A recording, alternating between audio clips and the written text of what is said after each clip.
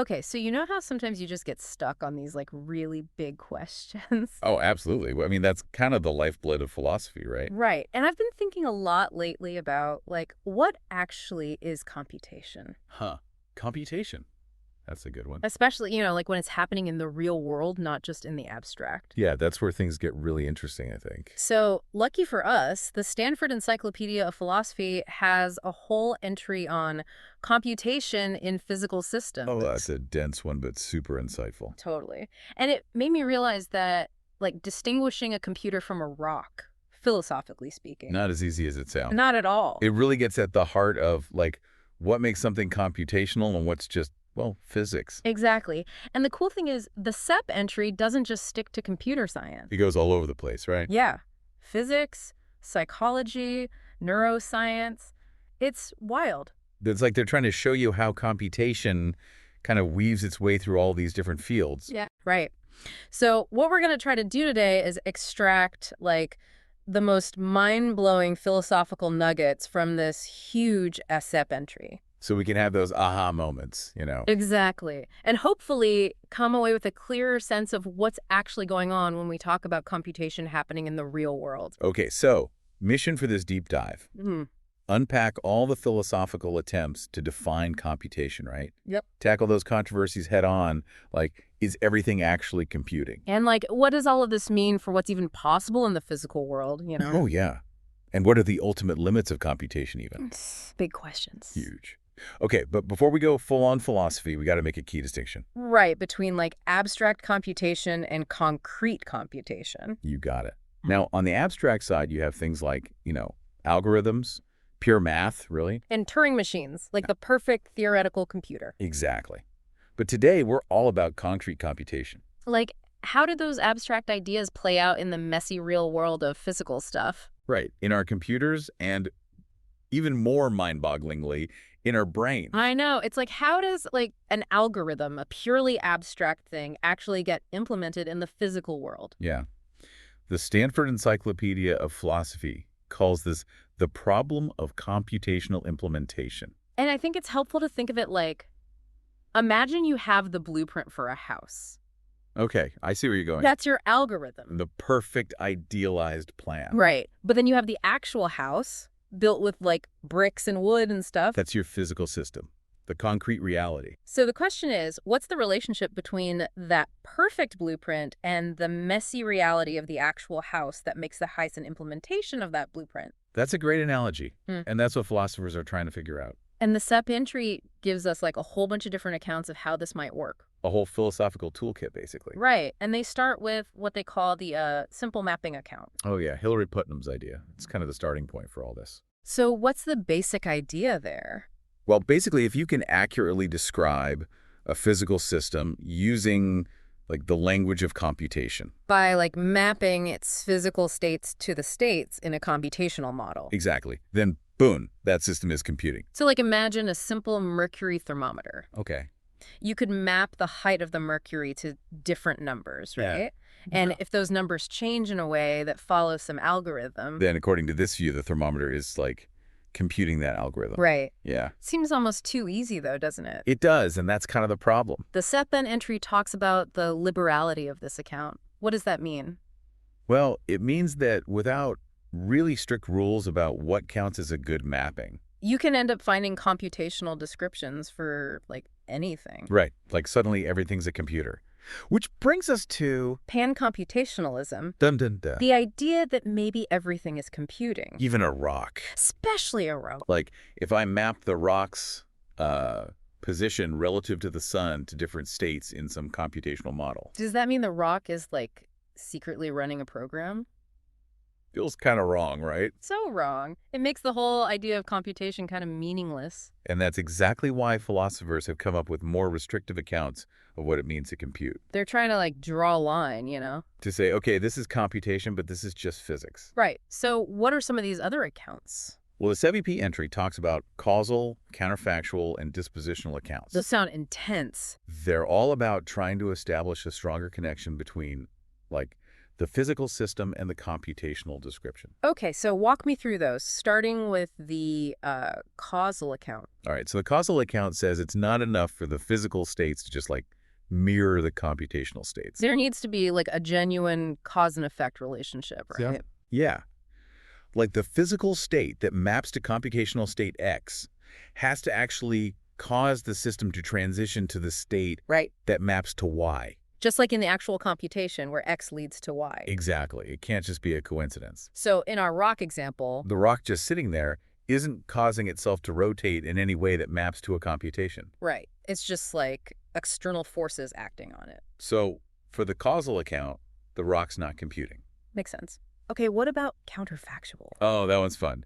So it says that for a physical system to be computing, it has to support like counterfactual statements that are isomorphic to the computational ones. Isomorphic, like they have the same structure. Yep. So basically, if the system had been in a different physical state, The one that maps to a different computational state. right, then it would have transitioned to the corresponding next state in the computation. It's all about like what would happen under different conditions. Exactly. It's about having those built-in, reliable connections between states. Like a logic gate. Yeah, perfect example.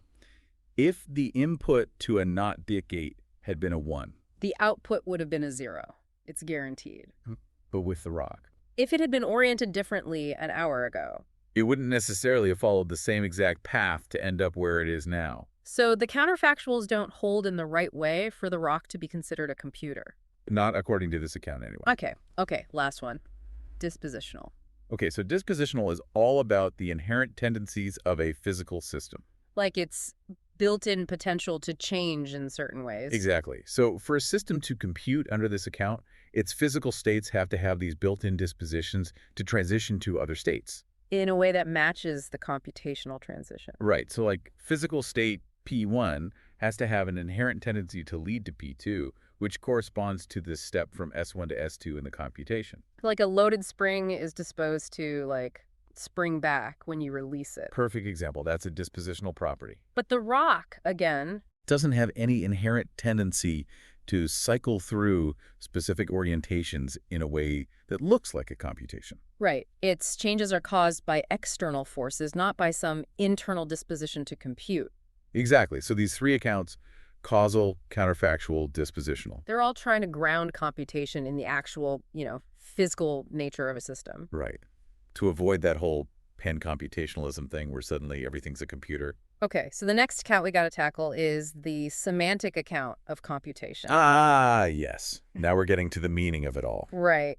This one sounds like it brings in the whole idea of like representation and meaning. It absolutely does. So what's the core idea here? The semantic account says that true computation isn't just about mapping states or even causal connections. It's about those states actually representing something, having some kind of content. Exactly. Like there's a famous slogan, no computation without representation. It makes a lot of sense when you think about how our minds work, right? Absolutely.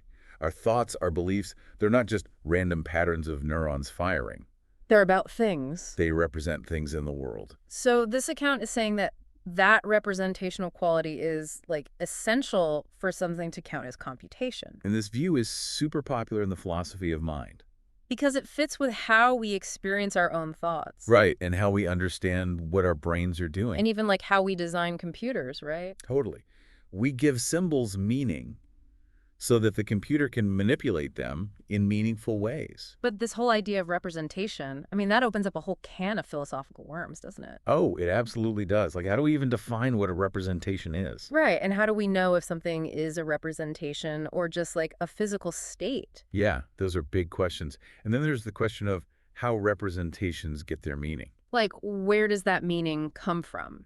Is it something intrinsic to the representation itself, or is it determined by, like, the agent using it? These are heavy-duty philosophical debates. And then there's the whole connection between computation and information processing. Oh, yeah. And the SIP entry points out that information itself can mean a lot of different things. Oh, absolutely. There's like thermodynamic information, Shannon information theory. And then the kind of semantic information we're talking about here, which is all about meaning. It's important to keep those separate. Totally. So while a system might be processing information in the thermodynamic sense just by changing, The semantic account says that true computation is about processing information as meaningful content. right, so not all information processing is computation in the way that philosophers of mind are interested in. And the SEP entry even suggests that this focus on representation might be too narrow. Like, there might be kinds of computation that don't rely on representations in the way we usually think of them. Especially in computer science, where you're often just manipulating symbols without worrying about what they mean. Which leads us to,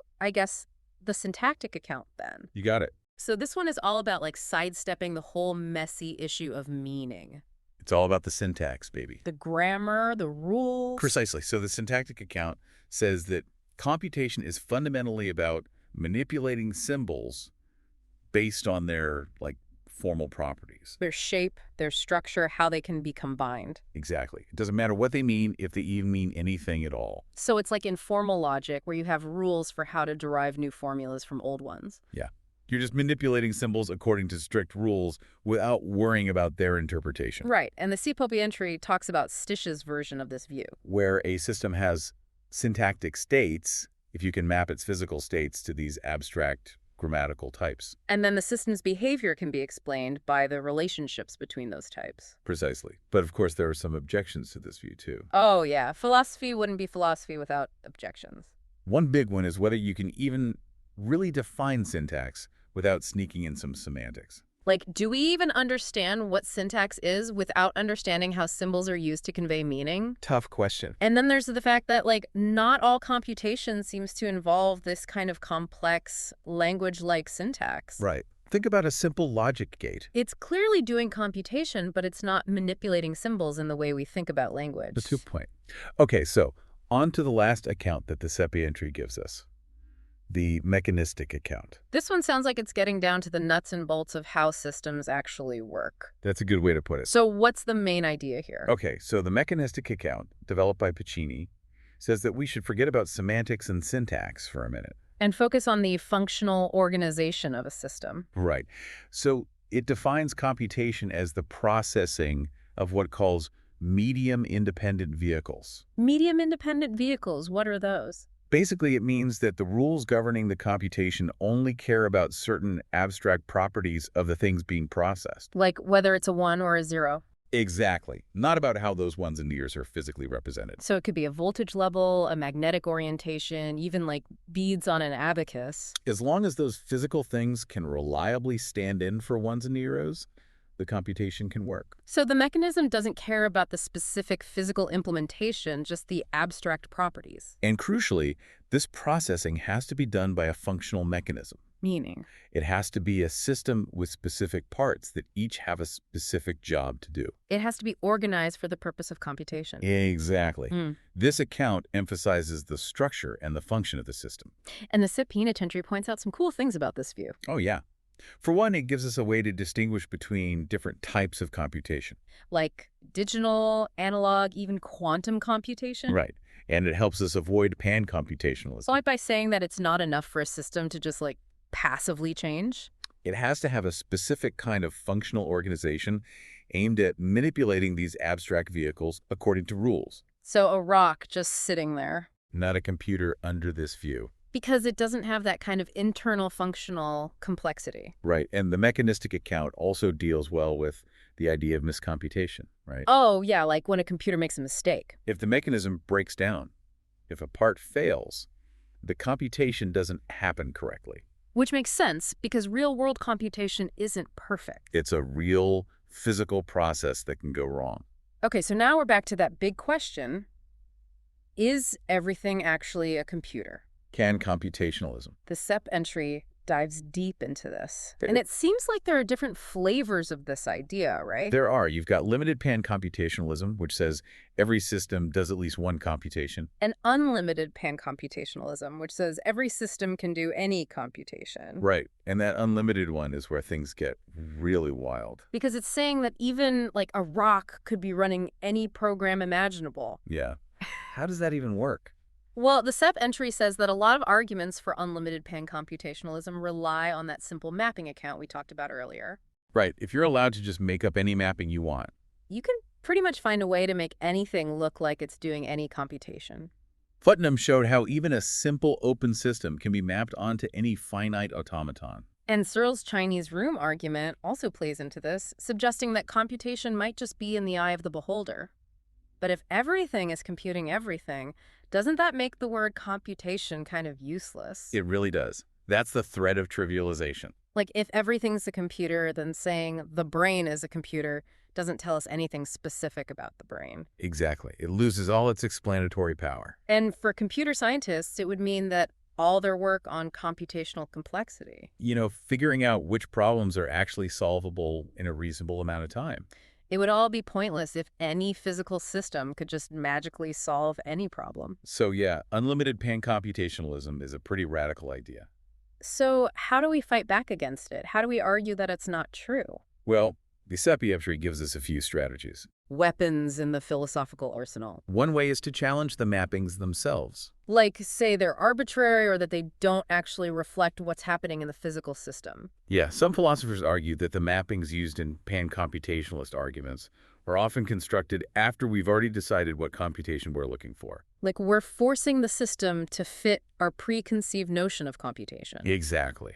And others argue that these mappings often violate the counterfactual relationships we talked about earlier. Or that they don't match the actual causal structure of the system. Right, the mapping might look good on paper, but it doesn't match the physical reality. So, a key strategy against unlimited pan-computationalism is to be really strict about what counts as a legitimate mapping. And Godfrey Smith even suggests that we need to consider, like, physical resemblance between the microstates being mapped. So it's not just about abstract relationships, but also about the actual physical properties of the system. Exactly. Huh. Okay, but what about limited pan-computationalism? That's the one that says every system does some computation, right? Right.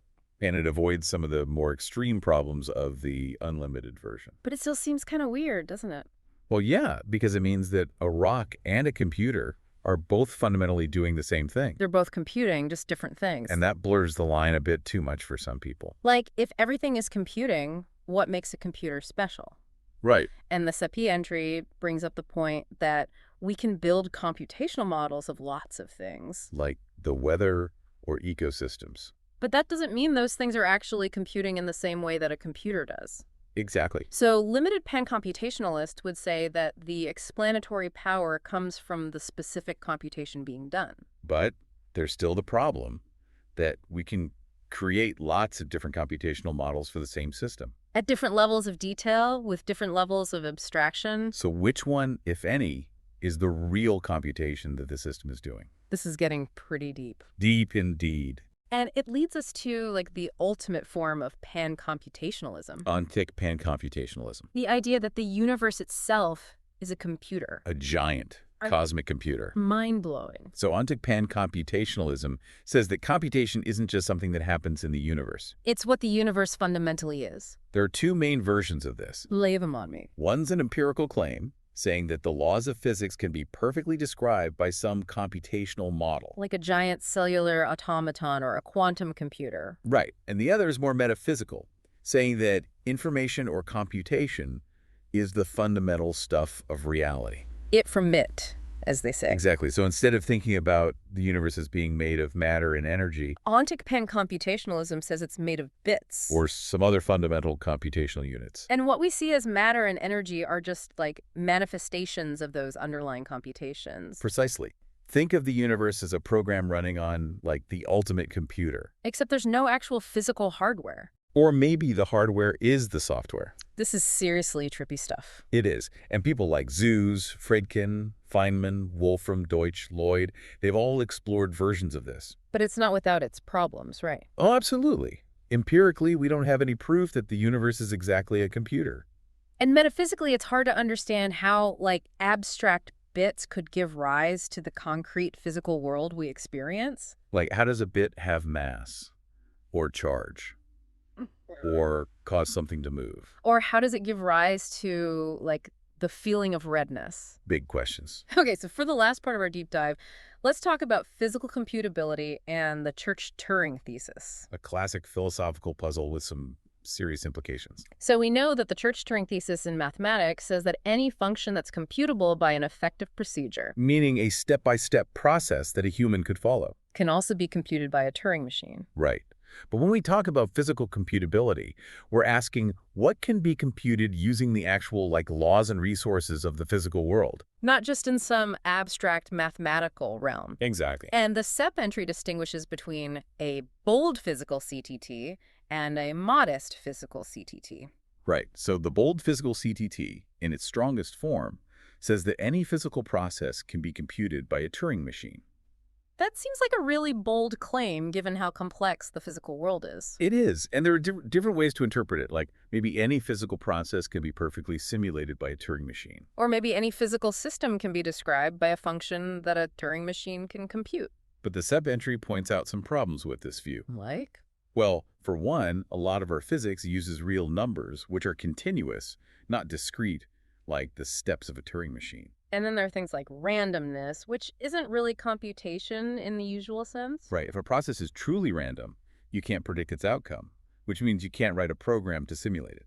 And then there's the problem of exploiting the infinite precision of real numbers to create recipes for uncomputable functions. Yeah, those are more like mathematical tricks than actual physical computations. So it seems like the bold physical CTT might be too strong. It gets tripped up by things that aren't really the kinds of computation we're interested in. Which brings us to the modest physical CTT. A more grounded and, well, modest claim. This one focuses on functions that are physically computable in a practical sense. Right, the kinds of computations we could actually do with real-world devices. And the SEP entry gives some criteria for what counts as a physically computable function. You have to be able to read the inputs and outputs. The rule has to be independent of the specific instance. It has to be repeatable, settable to different inputs, physically constructible. And it has to be reliable, meaning it gives the right answer consistently. It's like a checklist for real-world computation. Makes sense. So the modest physical CTT says that any function that meets these criteria Can be computed by a Turing machine.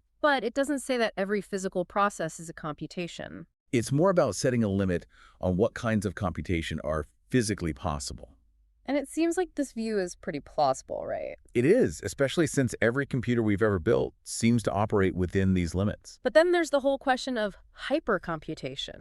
The search for computations beyond the Turing limit. The SIP entry talks about all sorts of proposed ways to achieve hypercomputation. Like infinitely accelerating Turing machines, special neural networks, Relativistic computers that use the weirdness of space-time. and even quantum computers that exploit the strangeness of the quantum world. It's like science fiction. But the problem is none of these have been shown to be actually possible. Not in a way that we could actually build and use reliably. Right.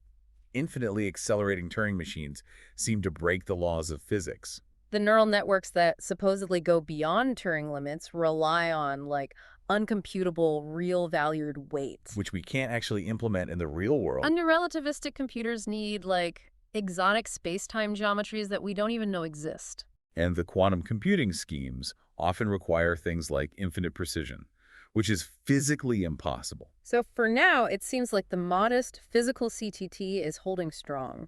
Which means that anything we can actually build and use to compute is probably within the realm of what a Turing machine can do. Wow, this has been a wild ride through the philosophy of computation. It's amazing how such a seemingly simple idea can lead to such deep philosophical questions. We've talked about how to define computation, whether everything is a computer. And what the ultimate limits of computation might be. It's all connected to fundamental questions about reality, information, causality, representation. Like all the big philosophical themes come together in the study of computation. So as you're pondering all of this, here's a final thought to leave you with. Hit me with it. If the modest physical CTT is true, what does that tell us about the limits of what we can know and do in the universe? Ooh, that's a good one. If there are fundamental limits to what we can compute. Does that mean there are limits to what we can understand? Or to what we can create with technology?